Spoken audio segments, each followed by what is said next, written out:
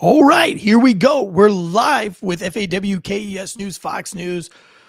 Kind of a breaking special today. The United Kingdom trying to force World War III. A lot of Tanstradamus predictions from many years ago. If you guys were following me over on Failure to Stop when I did all the news over there, you maybe can go back and remember some of these things that I was talking about, where when I said them back then, people kind of looked at, like, I backed off. I had to back off because I came across as too crazy. But now it's almost mainstream news but we're like 5 or 6 years too late. And I want to talk about the timeline because now I feel like I can talk about it. I feel like America has had enough, and America is begging for the answers of how we got to where we are in Ukraine. I can say these now without being called a Russian simp or a sympathizer or all the nasty names. And anytime that we get into a war and then one party starts calling the other party radical names or starts to kind of pigeonhole one group without allowing the chance for discourse, the chance to talk with each other and to discuss these things and to have arguments. Anytime a certain thing is pigeonholed, you know that the propaganda machine is well oiled and running freely. But now I feel like we're at a moment where we can actually kind of discuss these things, much like if we remember going back to the Iraq war. The left could not talk about the right war without being called, terrorists or, all the derogatory names that the right came up with the left to try to convince the left that they were anti-American, that they were anti-patriot, right? But now we see that the right realizes that the left was actually correct in the early 90s. But the funny thing is the left has full-blown become the right, and the neocons and the neo-rights, they're all in the same batch. And I'm going to prove it to you guys. I'm going to prove it to you on this very episode, because I feel like now I can tell you the timeline that I went off of for the whole Ukraine war, for all the things that were in my brain that wanted to argue, but I stopped those arguments early because it wasn't the right time. I was going to be pigeonholed. People were going to make fun of me. People were going to call me a Russian sympathizer. They were going to call me, anti-American, anti-patriot, all the things, right? So I just kind of stayed quiet. I know when to talk and when to not. You got to know when to hold them, know when to fold them. You know what I mean? I live that song. And so, but now I feel like it's the time that it needs to be talked about, because if we're not going to talk about it right now, World War III is absolutely imminent. It's knocking on the door. We're at the Cold War. We're like in the 1980s Cold War right now. We're back to right where we were in the 80s.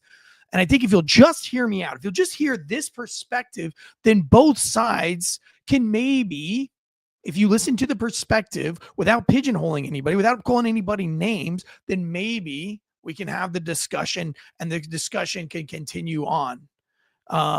And it can gain fuel to the fire, and maybe you'll put all of this mess to a stop, because it has to.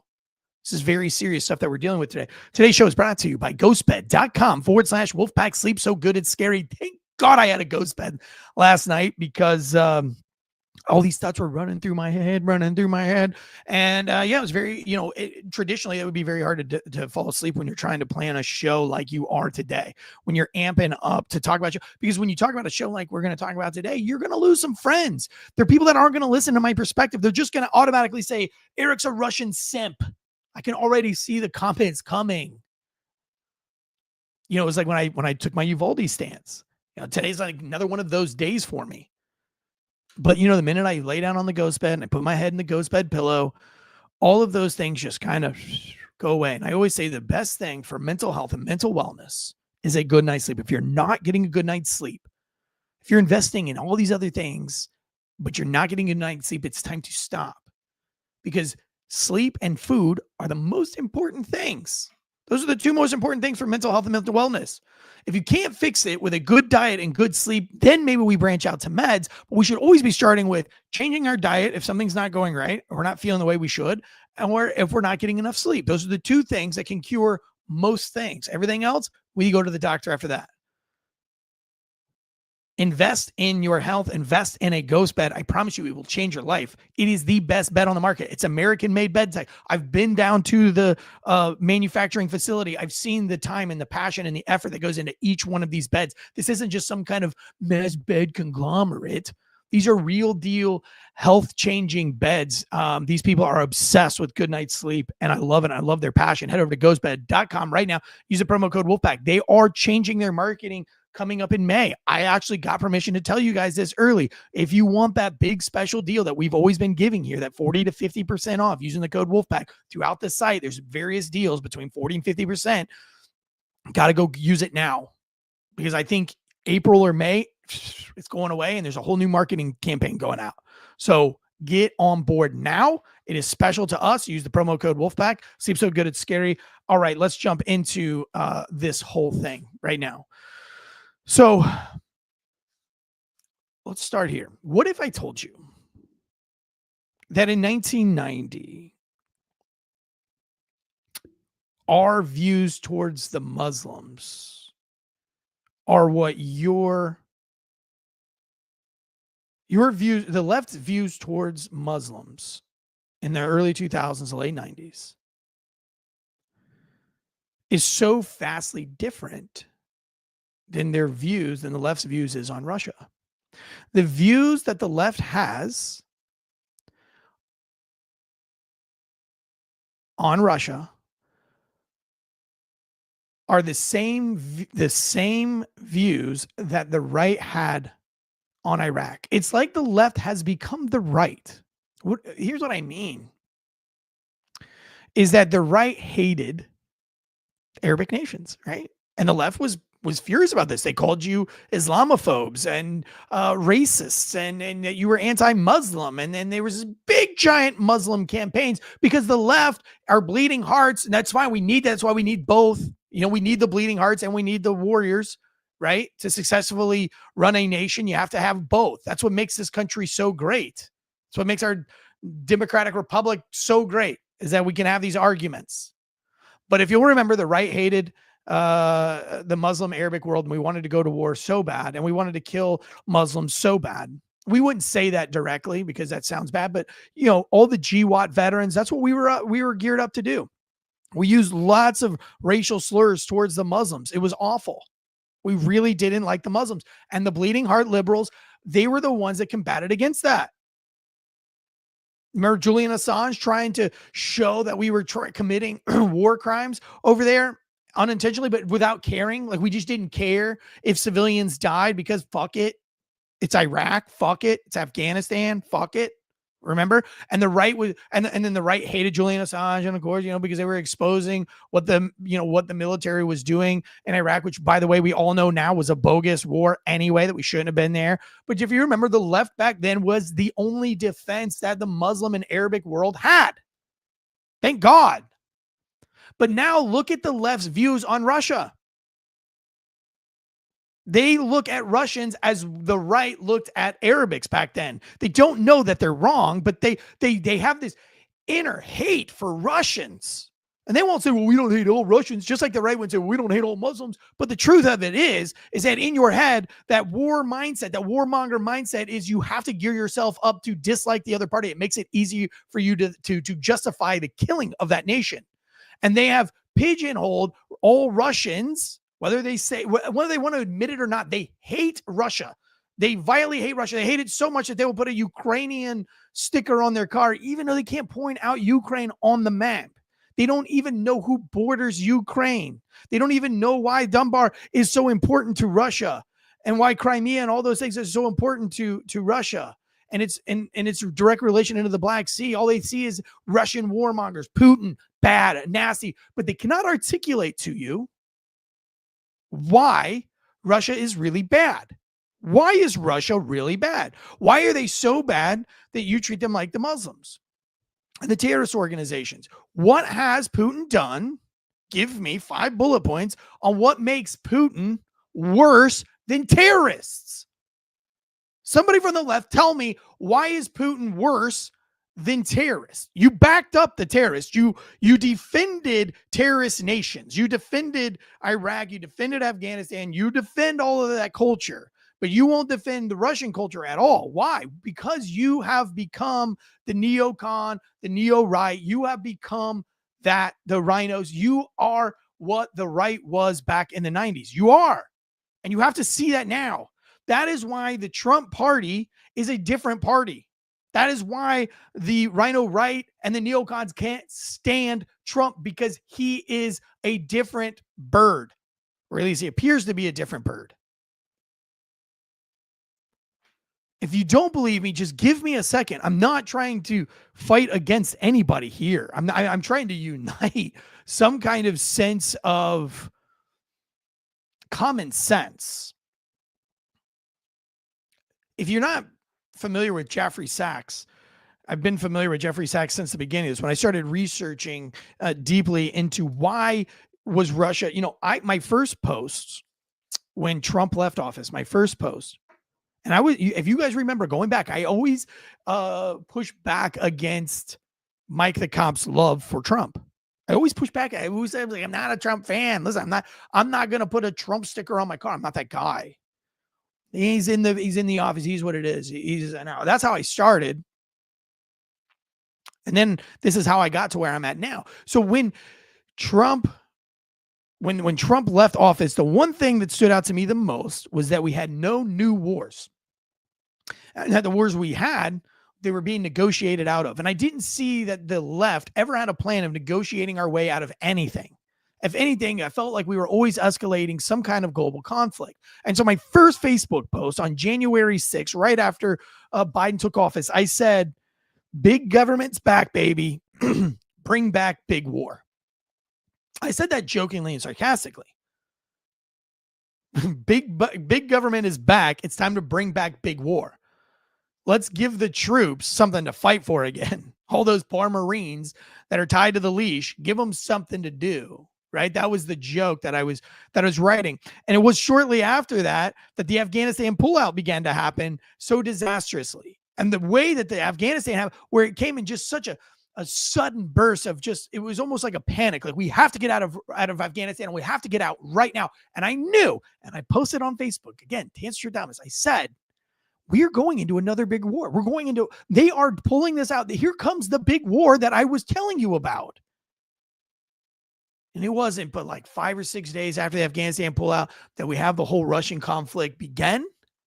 And it has spiraled out of control. If you remember, 5 days after the Russians invaded Ukraine, that Zelensky and Putin were actually having negotiation talks. They were actually talking about ending it before anything big happened. And the negotiations were going good. I'll show you some receipts.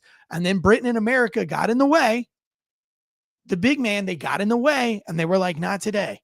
The war goes on. Meanwhile, 2,000 Ukrainians die every day, just so the Brits and the Americans can have their way, and they can line their pockets. And I'll show you how those pockets are being lined and how that they can get their way globally, so that they can be the globalists that Dick Cheney, that Bush, that Clinton, and that Obama all inspired to be. Putin even said it. He said that he's lived through 3 presidents, and all those 3 presidents have met with him before they became president and have said their ideas to him. But when they became president, those ideas went away because men in suits with blue ties showed up, and that's who runs this country. So for all of those people who left the Republican Party, and I do say that you still call yourselves conservatives, but let's not lie to ourselves. You didn't want the Bush party anymore, and that's why you voted for Trump. That's why you became obsessed politically with Donald J. Trump, is because your hatred for the Bush right and the Rhino right and the Dick Cheneys and the warmongers, you figured out that you were bamboozled. And you swapped vigorously. And that's why you love Trump. And that's how you should articulate it, because that is the truth. All of those people who left Trump have said over and over again through the QAnon phases and through all these other bullshit phases and all the conspiracies and all the things that the mainstream propaganda media has adamantly tried to control, and coming out with even wazoo stories to discredit any of the real hidden truths, the roots of the movements to be true, which are that we are ran by a shadow government, by an industrial military war complex. Britain has had a Russian phobia since 1840s, when they were afraid of Russia moving through and getting into Europe into the UK. And that fear has spread we are a product of the Brits, right? So you think about who came with control of the United States. If you really want to go back into history, deep dive our involvement with the UK. We are directly influenced and have always been directly influenced by the British way. And so we've always kind of followed suit with what they've done. But I want to break it down Big Bird to Cookie Monster style for you very quickly. And if you don't want to take my word for it, a C- student, and I encourage you to just look up Jeffrey Sachs. This was the one guy, like I've been really impressed with Jeffrey Sachs for a very long time. And I've listened to a lot of things he says. By the way, he was he got his master's degree, his bachelor's degree, master's degree, and doctorate degree from Harvard. And he was a professor at Harvard for many, many years until he ran the programs over at Columbia. Very smart economist. He's worked with the UN. He has worked with several different building of economies of several different countries, helping get them out. He had an amazing plan to end poverty, extreme poverty, making less than $1 a day in Africa. He has all of these great. The guy is a fantastic person. Again, I encourage you to go to go and look at him. And so, if you listen to Jeffrey Sachs' breakdown of events of how we got to Russia, which I was familiar with 4 to 5 years ago. Again, I couldn't say it because I would become a Russian sympathizer. But kind of the way that Jeffrey Sachs breaks it down, I'm going to break it down to you guys, and I encourage you to do your research on your own. Normally, I would bring you receipts today, but that is my receipts. Just look up Jeffrey Sachs, SACHS, and start going through and start fact checking them as I did. And you'll find that we'll go back to 1990, February 9th. James Baker III told Gorbachev, NATO, that NATO would not move 1 inch east if they could come up with a unification plan for Germany. That they could unify with Germany, and that would all end, and it would officially end World War II. That NATO would not move 1 inch east. Here's a declassified document from the National Security Archive, GWE.edu briefing book. It is declassified documents show security assurances against NATO expansion to Soviet leaders from Baker. That's James Baker III, the SecDef under Bush. Leaders from Baker, Bush, Genscher, Kohl, Gates, Salvik Studies panel addresses whom promised what to whom on NATO expansion. Washington, D.C., December 12, 2017, U.S. Secretary of State's James Baker, famous not 1 inch eastward assurance about NATO expansion in his meeting with Soviet leader Gorbachev on February 9th, 1990. There's your receipt there. That happened. He made a promise. But in 1994, we cheated that. We cheated that agreement with Russia. Bill Clinton signed a plan to expand NATO to Ukraine. That's where the whole neocon power thing even came into existence. Again, I always say this was like George Bush and Dick Cheney's wet dream is absolutely coming true right now, because everything that the left had fought against is everything that the left has become after Bush. And just for like some of you new guys, Clinton was the president from 1993 to 2001. Bush was the president from 2001 to 2009. Again, but we had Bush prior to Clinton, and then we had Obama 09 to 17, Trump only 17 to 21. That's all about the times of the rhino rights, the neocons. 1999, NATO expansion began, expanding to Poland, Czech, and Hungary. Again, not 1 inch, but now NATO has expanded to Poland, Czech, and Hungary. By 1999, the U.S. started bombing Serbia and Belgrade using NATO weapons. It was in the early 2000s, late 90s, early 2000s. Again, using NATO for a 78-day bombing raid on Belgrade. At that time, though, Putin had become the president. 9/11 happened, 2001. Afghanistan, the war in Afghanistan, Russia actually supported. Russia's always had strange ties to Afghanistan. They were at war prior to us. They actually helped out a lot with 9/11 in Africa, in Afghanistan. But in 2002, the U.S. walked out of a ballistic missile treaty, which became a direct threat to Russia. 2003, we invaded Iraq on bogus claims, which really pissed off Russia because we used that to end our Iran deal. Again, having more missiles put out. 2004, they allowed Bulgaria, Estonia, Romania. It was like 7 countries to join NATO, all surrounding Russia. Wait a minute. What about this whole 1 inch thing? Now Putin's like, hang on, wait, what? What's going on?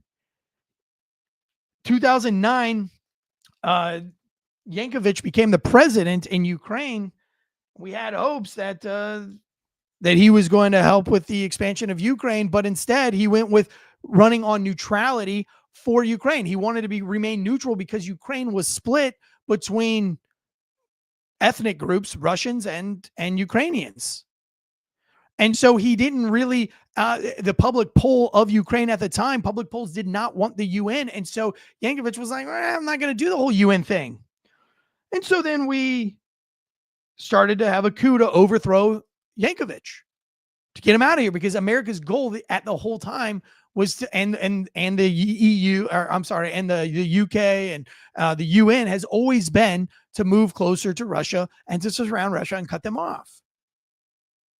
And how did we act when Russia tried to put missiles in Cuba? I'm just saying, just take a listen to it. Just look at it from a different perspective for a moment. We did not allow that to happen. And we effed over Cuba for a long time because they even flirted with the idea of allowing Russia to put missiles in Cuba that could directly impact the way of life for New Orleans, Florida, Alabama, any of the countries that could be directly affected by by intercontinental ballistic missiles and other types of missiles that can be fired from Cuba directly into Florida or wherever. So in 2014, we began to overthrow Yankovic in a coup, and Russia intercepted a phone call. This was 4 years ago. This was news 4 years ago, guys, and it's just now starting to make its way because of the TikToks, mainly because of the TikToks. I wonder why they wanted to get rid of TikTok so bad. But now it's actually kind of like mainstream. This phone call that was news 4 years ago, that I knew about 4 years ago, that I tried to explain, but I couldn't explain again because I get pigeonholed into this big Russian sympathizer. But it was proof, and I'll play you the proof here. I'll play you the phone call that we were directly involved with overthrowing and meddling in Ukrainian's government. This is where that whole big guy thing came from. But we now have, direct, easy access to this stuff. So let me play it for you. For you, Jeff? Yeah. So by the way, this is Victoria Nuland, which is really funny. Victoria Nuland was a U.S. ambassador, or this is her talking to the U.S. ambassador of Ukraine. But Victoria Nuland, she worked under the Clinton administration. She was a chief of staff, deputy secretary of state, but during the Bush administration, working directly under Dick Cheney as a national security advisor. And when we talk about a deep state, when we talk about a new world, not a new world order, but like when we talk about globalists, when we talk about industrial military complex, what we're talking about is this whole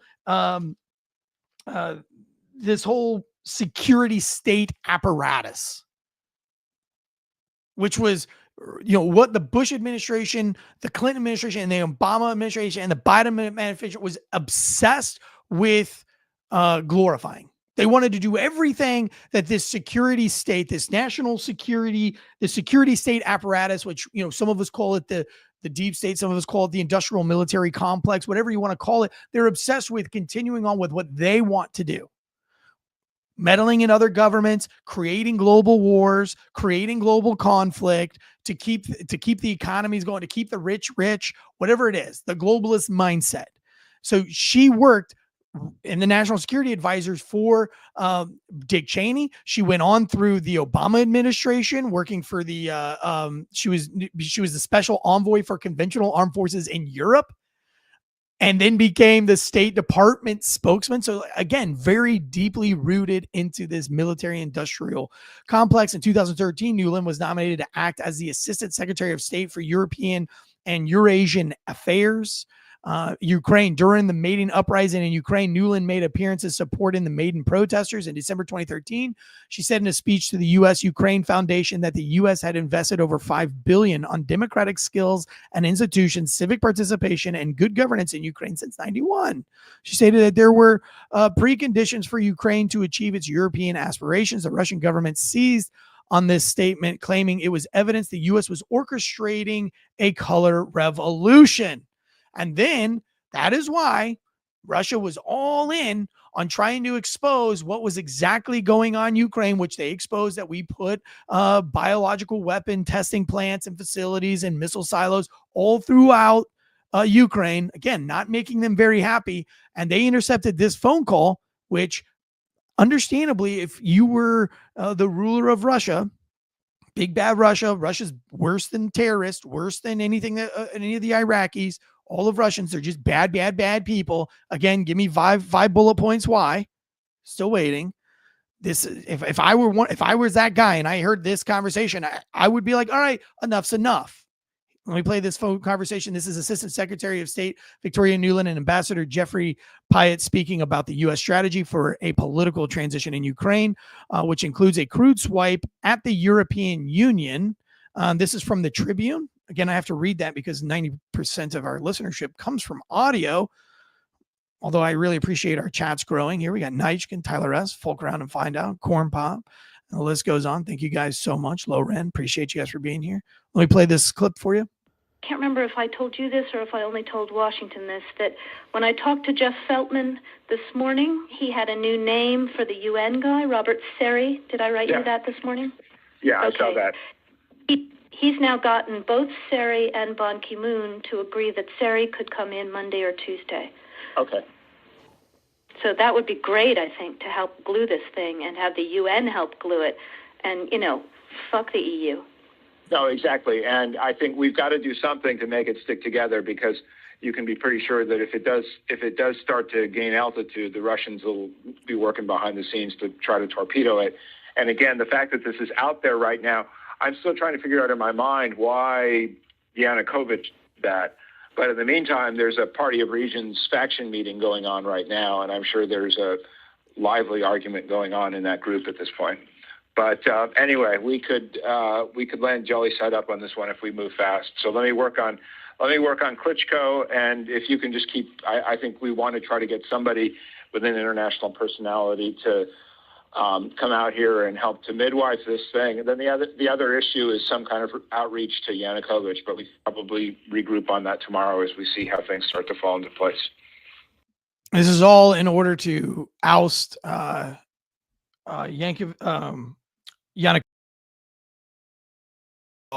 I get these names all messed up all the time. It's just why you should always do your own research. But again, why this is happening, you got to remember that in 2017, we walked out of a treaty with Iran. We walked away from that, screwed them over. Like, sorry, I know we signed a treaty, but we're done with you. Everybody was really upset about that. In 2019, we walked out of the nuclear treaty deal.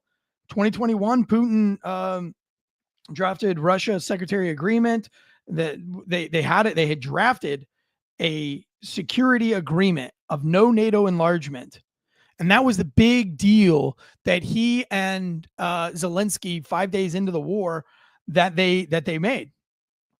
And then guess what happened?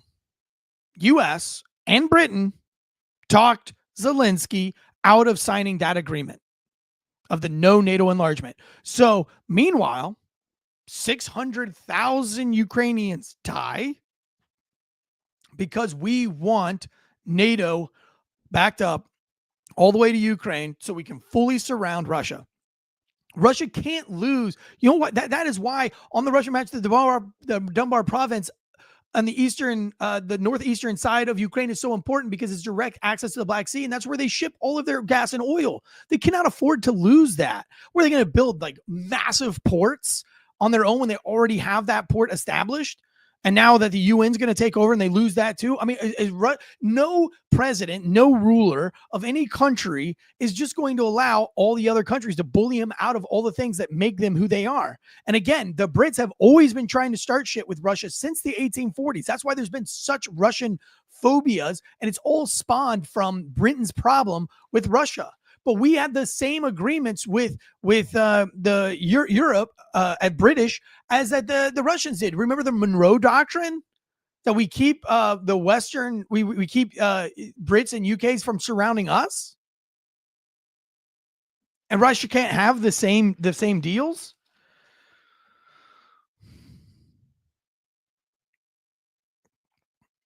You know, it's. You have to look at the totality of where we've gotten. And now we have Trump, who's over it, and who's, we're all kind of like fooled that like Zelensky is some kind of, crazy bad person. Zelensky was an actor, a comedian, not even a good actor. He's a buffoon, and he was put in charge. He was put in place by our own government because they know control. The same reason they put Biden in office. They put the guy that can be bullied around this industrial military complex, whatever you wanted to call it, this security state apparatus.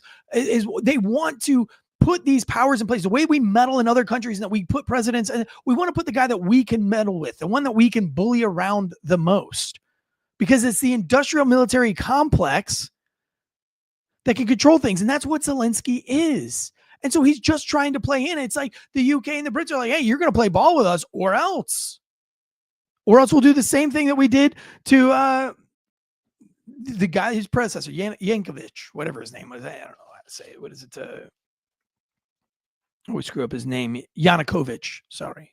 I want to get it right. If I'm not looking at it directly in my vast notes here, I'll get it wrong. Yanukovych. Again, I'm a C student, and I encourage you guys to look this up on your own, and don't be afraid to do this. Don't be afraid to be a free thinker, for Pete's sake. You're not anti-patriot. You're not anti-Semite. Again, I go back. I give lots of praise to Julian Assange for all of his work. Again, I don't agree with all of the opinions he came up with. I think some of them are wrong, but I think the basis, the meat and potatoes, the things that he did get right were significant and important. And there were things that I didn't know and I didn't want to know and I didn't want to learn. But if I would have much different views on war, much like the views that I have now. Wisdom is a powerful thing. Why do you think the left was so anti-war back then? Because they understood, but the left has become the right, and the rhino right never left. And so now we have the rhino right, the neocons, the liberal party that doesn't really exist anymore, except these few fringe ideologies about, transgenderism and abortions is what they fall in. But meanwhile, the bigger picture is your party have become the Dick Cheney, George Bush warmongers that your party actually hated and gave a shit about. There are a lot more people dying at the hands of the neocons and the rhino rights than there are abortions in the United States or worldwide. I promise you. So it's time to start questioning these things. And the reason why it's time to start questioning things, I'm gonna end it up real quick here, is because of this right here. I want you to pay attention to this. I want you to pay attention to Trump's attitude versus Britain's attitude. With an update on our efforts to end the bloody This is coming from Bloomberg and horrible war in Ukraine with Russia, which would never have happened if I were president. That was not going to happen. I promise you that. After 3 years of hellacious conflict, approximately 1 million Ukrainians and Russians have been senselessly killed, but the number, I believe, is much higher than that. Countless schools, hospitals, towns, and beautiful ancient churches have been absolutely obliterated. To begin the process of ending this spiral of death, I had historic back-to-back calls with President Putin, very successful calls, I might add, and President Zelensky, and my team also spoke with the Secretary General of NATO on numerous occasions, and we're working very hard to get that war brought to an end. I think we've made a lot of progress, and I think it's moving along pretty rapidly. The stakes, they couldn't be higher. And here we go. This is what we get from Britain. And we're determined to work together to deliver a good deal.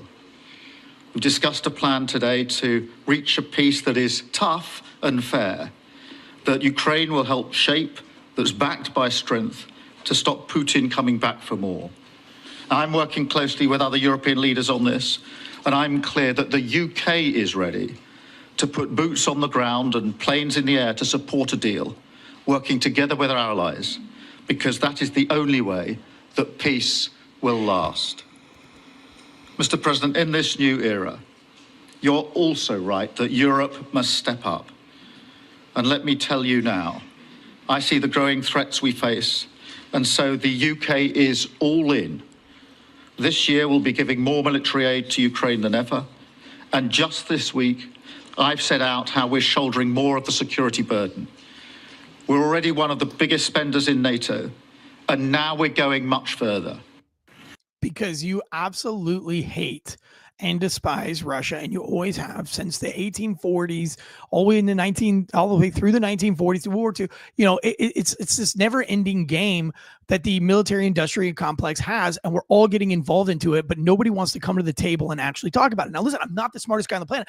I hope you don't feel that I'm giving you this news as I know more than you, or is that I am 100% right. And what I'm saying is can we not have the argument now? Can you not go and actually look at the timeline of events that led to this? Look at other people out there's perspective on Ukraine instead of just having this, I stand with Ukraine. Like, what does that mean? You stand with Ukraine.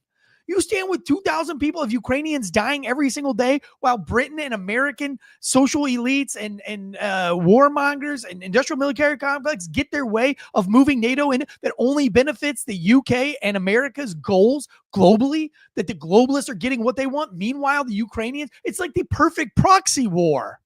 This is the perfect proxy war. And you guys are just like, yeah, I stand by that. Yes, USA. Really? Like making me understand it. That's where I'm coming from. It's like, maybe you can give me a timeline that shows where Russia has been cheating the system. But it sounds like, or it looks like to me, is that Russia has made many attempts about backing the fuck off. And we've taken advantage of that at every turn. And now we've gotten so close that we're basically surrounding Russia at this point. We've got missiles all over the place. Romania, what was it? Like the big 7 countries that, Romania, Bulgaria, Estonia, Slovenia, Czech, Hungary, Poland, not 1 inch east. That was the deal made, not 1 inch east. And now we've pretty much surrounded you, and now we're going to come to your back door through Ukraine. I don't blame Russia for feeling the way that they feel, especially when negotiations aren't really on the table. I mean, it sounds like Zelensky and Putin had a pretty freaking good deal. No NATO expansion. Get NATO away from me. I don't want NATO. The Brits, the UK, the UN is all like, NATO, we want your back door. What do you think our intent is when we surround Russia completely? You think we're just going to surround them forever and just stare at them? No, we're going to watch them collapse economically. We're going to continue the propaganda trains, and we're going to suffocate their country out. It's going to be gone. They know that. They see the writing on the wall. They have to act. And for some reason, the left is all in on this. I understand why the Rhino Right's on. They've always been a part of this. That is, if you can get this one message to your super leftist friend, is that we are not the right. The Trump right is not, the people who love Trump are not of the right. They're not the conservatives. They're not the the Rhino Rights of the Bush era. We're not that. That is why we are so all in on Trump. It's not that we necessarily like the guy. It's not that we necessarily trust the guy, but we absolutely do not trust Bush, Cheney, Clinton, or Obama, period. Because they're all the same mother liquor. And if you don't believe me, remember when Dick Cheney fully supported, and everybody was really excited about Cheney's support for Kamala? Do you remember that? Everybody was all up on the Dick Cheney train, and they loved having his daughter speak up. And he was the most hated human being by the left on the planet in the 90s and the early 2000s. They are the same people, guys. Armory Knight says, Eric, you forgot one thing. We broke our treaty with Ukraine when Russia attacked. What treaty was that with Ukraine that we broke? I don't know. I'll wait for that answer. I don't know what it is, but Cheney is a bunghole. Yeah, absolutely. We all see that now. But I bet you Corn Pop, I mean, I don't know how old you are, but being in my 40s, we love Dick Cheney and George Bush. Like they did a great job. The propaganda machine had every one of the guys my age, all the military age fighting males, wanting to go. Like, we were afraid of Russia. Time magazine. I remember Time magazine had Saddam Hussein's face plastered on that with like this genocidal picture. I saved it. It was in my like safe box as a kid, and I wrote like in my journal, like, well, one day I can't wait until we snuff out Saddam Hussein and we can free the people of Iraq, yada, yada, yada. I was all bought into the ideologies of what was going on at the time. And I wanted to forego marriage and everything. Ask my wife. Like, it was a big contingent. Like, I went from not wanting to get married and have kids so that I could continue to go to war. Or my wife was like, you can marry me and have kids and like do the thing and live a happy life. Or you can give me up, stay in the military and go fight whatever war, but I'm not doing it. I'm not doing it. And I ended up, I'd already done 13 months on a combat rotation. And I was like, listen, she's kind of convinced me that settling down. It was actually my wife's parents that convinced me that settling down, because I saw how they lived their life and I saw how noble and like how amazing her father-in-law was. And I actually wanted to be that. And I was like, man, this is what I want to be. Like, this is the kind of family I want to have. But I didn't wake up until probably 2010, 2011 through the Obama eras that I began to really to get red pilled, if you will. When I started to see all these nasty things that our government was doing. And soon the left will catch up, because I know you want to. I know you guys want to, but the propaganda machine is now feeding you. They lost. The propaganda machine lost the conservatives. They lost the right. And now all efforts are in on you. And that's what this whole trans shit is. This whole gay shit is. But they're losing you too. That's why Trump won by a landslide. Look at it from a different perspective than just I hate Russia and I hate Trump and Trump is part of Russia, because he's not. Well, we have our globalist elites with a globalist agenda that only try to play to your heartstrings and to the things that scare you. I.e., COVID, big pharma, climate change, El Nino. It's always something. It's always something to scare you. But it's a globalist agenda. And I really feel like in the next couple of weeks,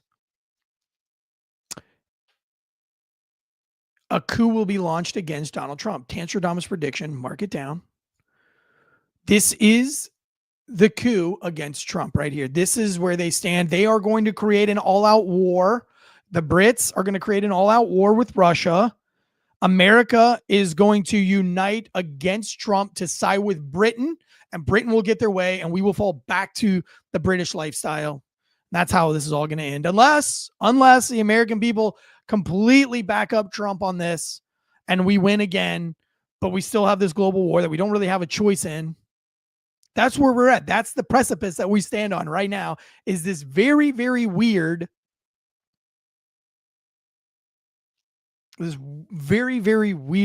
moment in time where the globalists are going to create an ultimatum. You either side against Russia and side with Brits, and you side against Trump because Trump is trying to stop the war, which makes him pro-Russia, and he's not. Again, I don't want this vaccine. Now you call me an anti-vaxxer. That's not true. I've got tons of vaccines. I don't like this vaccine, but you won't stop calling me an anti-vaxxer. So fuck you. Now it makes me want to be an anti-vaxxer because you're a fucking asshole and you won't stop calling me names that aren't true.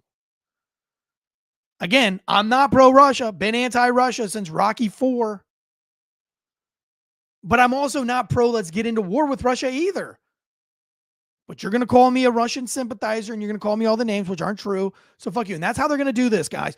The UK, the Brits, the UN, they are going to start this war and they're going to make you choose. Are you pro-Trump, which makes you pro-Russia? Or are you anti-Russia, anti-Trump, and pro-UK, pro the UK? That's where this is going. Tell me I'm wrong. Let's see. Let's give this a couple of months to work itself out. That's where I see this going. Complete escalation, or Trump plays ball. Hey, Trump, listen, we're going to start this war. Either you play ball with us starting right now, or we're going to start this war and you're not going to get, that the American people have been so brainwashed into just this utter disgusting hatred for Russia, even though they don't know why, that they will unquestionably back the UK and they will all unilaterally unite against hating you, because we will make you look like you're pro-Russia because you're anti-war with Russia. That's what's going to happen, guys. That's my Tantradamus prediction. That is what's going on right now. Read between the lines. On where are you going to stand on this? Are you going to say, "Oh, well, the mass majority of people are the media is telling me that I need to be anti-Russia, and Trump is pro-Russia, and I don't know, I was wrong about Trump. He's actually pro-Russia." Yeah, the media is right. He's pro-Russia. We have to go to war with Russia. We have to stop this. I was wrong. I'm sorry. Let's go, UK. You guys lead the way on this one. And then they convince you that you guys were wrong this whole time and you'll never go back to that way of life again. And here's your warmongering UK-style British rulers over you, the security apparatus, the Dick Cheneys, the Bushes, all the things that were put in place by the British simps, as I like to call them, the UN simps. That's how this is going to happen. Lorenz says it's going to happen all the way to the mushroom clouds. I mean, yeah, sure. I don't think that that's where they would want it to go. I think they have a plan against that. I think they use the mushroom cloud to keep us afraid. I think they use that as propaganda to make you think that everybody's going to launch rockets one time, but they've war gamed this several different ways. And I guarantee you, if it was a lose-lose for all, they would have figured out a different way to go about this. They're not just making decisions willy-nilly. They're smarter than you and I. They have some of the most elite brains on the planet. I promise you, they're smarter than you are, and they're smarter than I am. They know what the outcome is that they want, and they know how they want to get it. Craig LaMontagne from Bar is Open with Beth and Greg says, "What's up, comrades?" Listen, guys, that's the end of today's show. However, factormeals.com I talked about earlier in the show. And I want to talk about Pig Latin. So if you want to stick around for personal time and I want to address the chats, I got about 15 minutes of personal time that I'm going to give you guys to the fans. If you're in on the fandom, stick around. I really encourage you if you're a true fan. I talked at the beginning of the show real quickly, though. I talked about mental health and mental wellness, and that's starting with a good night's sleep. And second is a good diet. And that's why we love Factor Meals. Factormeals.com/Wolfpack50. Meal planning to the next level. Get in shape. Summer's coming. I'm trying to get in shape. Calorie conscious, protein heavy, whatever you want. The meal plan is there for you. Hundreds of menu items on Factor Meals. Just go there, pick out your menu items, and they will be delivered directly to your door, 2 minutes or less in a microwave. Even if you're using one of those peasant first responder microwaves or one of those peasant microwaves in your employee lounge, they never buy you really good microwaves. Everybody has to stand around for hours. Now with Factor Meals, 2 minutes, they're done. And these are chef prepared, fresh and never frozen meals delivered directly to your door. The packaging is great. They always have like little coupons and extras, and it's just fun. It's another one of those subscription packages like Shieldbox. I started a campaign with social media campaign with Shieldbox today, actually. Promo code there is Wolfpack, but Shieldbox is another one of those subscriptions that you get to come home to. And I like the subscription things because every month I have something. So now my Factor Meals are coming weekly, which is always pretty special. Something at the front door, and I'm saving, not going to the grocery store, I'm not burning all the gas. And then Shieldbox is coming because it keeps my gear up to date. Get new pouches, new radio pouches, new mag pouches. Who can't use mag pouches? Breaching balls like this one. I love this thing. I keep it on my desk because it's so badass. You can actually attach this to a baton. But that's like one of the many things, like sunglasses, gloves, knives, all sorts of stuff come in the Shield box. $100 plus worth of stuff that you're going to get for $55 a month. It's just like a cool man box that has all to do with like upping your personal security to gain, whether you're a cop, whether you're personal security at a church, or whether you work a security detail at Target or Walmart. You're not getting the best gear. With Shieldbox, you're getting to update your gear constantly with the newest, coolest shit that's still in regs, because who owns Shieldbox? Cops and first, like a married couple who are both cops. So they know what your departments are going to like and what they're not going to like. They have the right colors and the right stuff to upfit your gear. All right, let me talk about Pig Latin, a seriously funny true story, the book that I wrote with Nick. We're doing great, guys. If you want to get in the pre-order, so I wasn't able to kind of be too super transparent. But I said, hey, can I be transparent of why? Because everybody asked, why do you want us to pre-order a book that doesn't come out until August? This is crazy.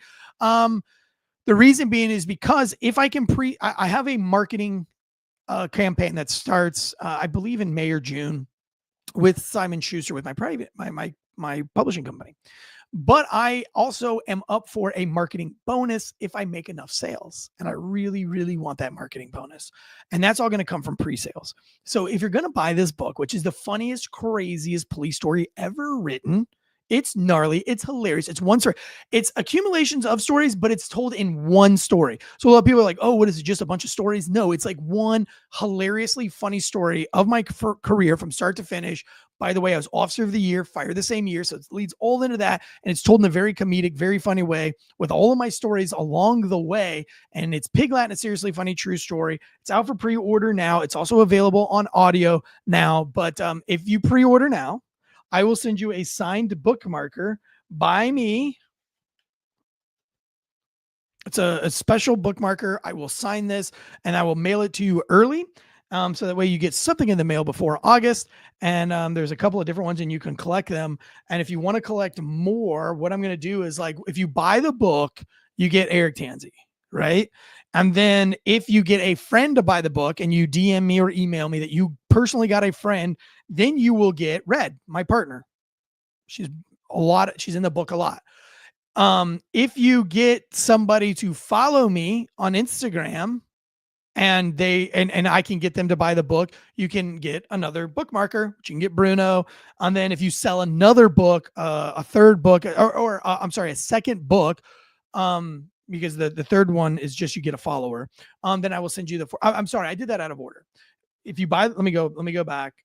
I'm sorry. If you buy the book, obviously you get this, right? You DM me that you buy the book, you get this. You tell a friend and the friend buys the book, and you show me that the friend bought the book, or the friend says, I bought this book via this friend, I give you Red. If you sell it to a third friend, you get Bruno. And then after you've earned Bruno, all you have to do is find me one subscriber on Instagram or one person to join my email list. And then you can get Bruno, and they don't have to be done necessarily in that order. Like if you get somebody to join the email list, then you could say like, hey, Eric, I've got somebody to join the email list and I've sold one. So I've already got my Thor. You get what I'm saying? And then you sell that second book and you'll get Bruno. And then you sell that second book, you get Red. Third book, you get Bruno. And then you already have 4 because you did because you got somebody join the email list or subscribe to me. And I'll put that out on Instagram, and I'll put that in the email list. And that's a way that you can get all 4 bookmarkers in the collection. And each one of those bookmarks comes with a special note from me every time you do that. So I really appreciate it. How do you sign up for the email? Somebody asked. Well, tansey.eric@gmail.com, tansey.eric@gmail.com. If you send me an email that says you want to be on the email list, or you can just DM me your email address. DM me on Instagram or Facebook, your email address, and I will add you to that super special list. Now, that email list are only going to be 3 or 4 emails that go out. This is a very private email list. It's not a mass email list. This is like my messages directly to my fans, people who appreciate it. So I'm never going to waste your time. And when I write these emails myself, and I write them as if I'm of you. And then I enter your email address. There's over 300. And I have put them into groups of 5 personally, so that when I email you in group, if somebody replies all, it's only going to 5 people because somebody's going to fuck it up. And that way this email group never gets spammy. If there's an email coming from this group, you can rest assured that it is from me, and it is a special message, not like some kind of salesy pitch message. This is my gratitude. This is my personal thoughts on all of you guys. Ghostbed, I had a big meeting with Ghostbed, and I asked them, I said, like, why have you continued? I'm so thankful, but like, you've continued this relationship with me for like 4 years. And they said, man, out of all, and I said, my social media following isn't that big. Our podcast is pretty big, but I started the Fox News and they sponsored that, and it's growing, right? We're new. Fox News is only like 3 months. It's not even like 90 days old, if you really think about it. Well, no, it's a little bit more than that. We started September, October, November, December, January. Oh, wow. February. So we're pushing around 5 or 6 months that we've been doing Fox News. And so I said, what draws you to it? And they said, I have such a high percentage of sales per download and per viewer, that they don't want to lose that, and they see me growing. It's crazy. Like my engagement rate's like 80 something percent. It's crazy. And the reason why is because I have a relationship with all of you guys. Nightkin, Greg, like Will Cray. I learned that working with the Drinking Bros. I started out as a drinking bro, and then I became a podcaster for Drinking Bros. But that was always been my mindset, because that's where I came from, right? I came from this weird community of social media friends. So I think it's weird when people reach out to me and say like, hey, I don't want to be weird. I don't want to waste your time. But I'm like, no, wait, that's not weird or waste of time. I wouldn't become a social media guy if I didn't want to talk to people on social media. I talk to my wife about my friends that I've never met. Like Nightkin, who sends my kids Christmas presents every year. That's so fantastic. Will Cray, who I've invited to come to a premiere with me that I never had met, or I had met through podcasting. But again, I became friends with Will Cray, have never having met him, and now we've shared rooms in Texas. We've had dinner together in Orlando. We've gone to a baseball game here in North Carolina. We went to Thanksgiving together, where we slept together in a one-man tent. These are my friends from the interwebs. I talked to Bosco Autry, who prays for me from time to time, which is so special. And I think that's really crazy. Folk around and find out who runs our W2S Wolfpack page. All of you guys at Low Reno, I've met in Wilmington. Of course, Greg, I think Greg and we're doing vacation together at some point. I need to get those dates, but whenever he comes, I think Greg and I, we're going to roll out the red carpet for them and go to the mountains and do all sorts of crazy shit with them. But I've met Greg and through podcasting in Austin, Texas and things like that. So I consider you guys family. And I think that is why our social media does so well and why our community does goes well, because we are a community and we do talk to each other quite a bit, and you guys all have it. I'd like to see that community grow. On our Patreon, which is got new content coming starting tomorrow. Tomorrow there will be a podcast launch on the Patreon, which is a family podcast about me being parenting. A lot of you guys have been asking me about my parenting style. I have 3 sons that are sponsored skateboarders, plus I have 2 daughters with 1 wife. You guys, I've always been a very big advocate of relationships, loving your wife, loving your kids, not being fake and phony. And a lot of people want to know what's the real deal on that. It's going to be a Patreon episode. The reason why it's a Patreon episode is, I do want the community to move to have Patreon subscribers. That affords us to do a lot of things, keeps the boat running. But also at the same time, like, this isn't really public information that I want out. So I only want people that trust, that I trust. I feel like if you're giving me $3 for that information, I'll give it to you. But I'm going to give you guys some, not the YouTube version of marriage life. I'm going to tell you really my personal relationship status with my wife and my kids without any kind of fluff. It's like my book. It's like really real deal. Some of it's going to be very embarrassing for me. Probably going to be a little bit embarrassing for my wife. We've been talking about it for weeks on how we kind of want to do this, but the only way to kind of explain and to influence other people to have healthy, good relationships is to tell the whole truth, right? Like, I watch a lot of jujitsu guys, but they don't tell you that they're on testosterone. They don't tell you that they take days off. They don't tell you what they do, and they don't tell you about the relationship life. So if you knew that to be great at jujitsu and to be this good as the way that they tell you to be good, that you would have to sacrifice relationships with your family, you'd have to sacrifice these things. They don't tell you the nasty parts, and they also don't tell you the parts where they cheat, the nasty parts, where they have cheat days and stuff, and they make you feel like if you're not doing all of these things and you're not living exactly by their rule of thumb, you're not going to be successful, when in turn, they're taking these cheat days, they're doing these things, and they're still successful. And it's important that you know that. And that's where that Patreon is going to come from. So if you want to be a part of the Patreon, it's the Failure to Stop Patreon. That episode will come out tomorrow, and it'll be a very special episode for you guys. So, if you want that, and it won't be just one, this will be a reoccurring thing going on. And of course, Josh is starting to put some more content on our Patreon as well, on the Failure to Stop Patreon. And then of course, there will be a lot of book stuff on the Patreon too. So I'm going to do some readings of the book on Patreon, where I'll just read you guys a chapter closer to August, but not quite there.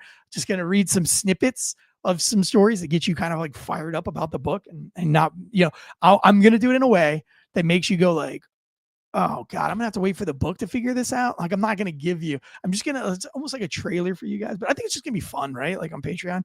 So again, thank you for being a part of this family.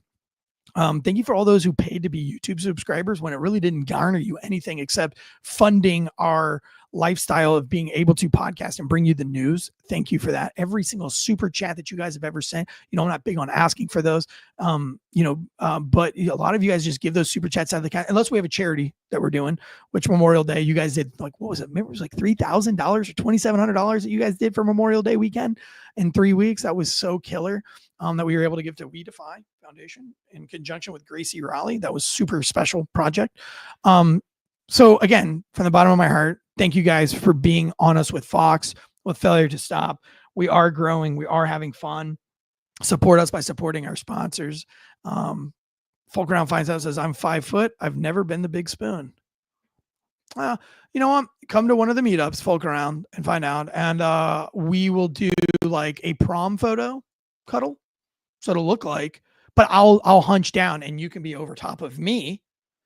And that'll be like you're the big spoon. Like I'll kneel down and I'll be the girl in the prom photo. And then you be, yeah. Last thing, I have a comedy special in Raleigh. It's not my comedy special. It's actually Jay Durrell's comedy. It's at Charlie Goodnight's, which is like the big comedian venue for Raleigh, North Carolina. It's where all the big hitters come. He's got a special March 23rd. Coming up, and he's asked me to host it. So I'm super nervous, super excited because I've got to build him up. You know what I mean? Like it's going to be great because this is his special. I think it's his first ever special. So there's like 2 openers that are like big time comedians that are going to open up for his special. And I get to be the host at Charlie Goodnight's. So I'm like, yo, like this is crazy. This is big. And then I have a Mother's Day special in Clayton, North Carolina at a place called Clayton Rocks, which is kind of like a theaters type school that's now turned into like a full scale entertainment bar. So rad. You guys would never, the guys that had seen it a few years ago would never recognize it. It's very cool. And so, yeah, big comedy show there. And so lots going on with everything in life. And I appreciate all you guys being there. So maybe G.I. Joe says is the best. Maybe you didn't know about the United Kingdom trying to force World War III and what Tanstradamus predicts to be a coup. But now you do know, and knowing is half the battle. I'll see you guys tomorrow. We're talking all about Casey Anthony tomorrow. You don't want to miss tomorrow's show at 10 o'clock Eastern Standard Time. Casey Anthony, WTF tomorrow.